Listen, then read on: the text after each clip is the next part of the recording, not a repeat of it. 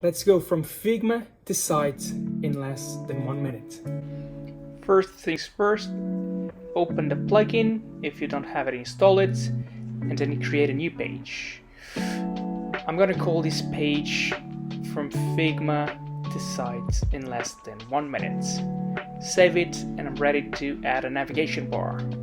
From here, I'm going to add a main section and probably a features section.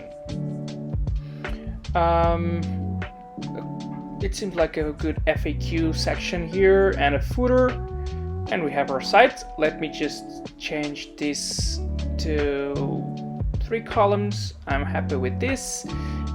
Probably my main bar will be centered. Yeah, let's do it.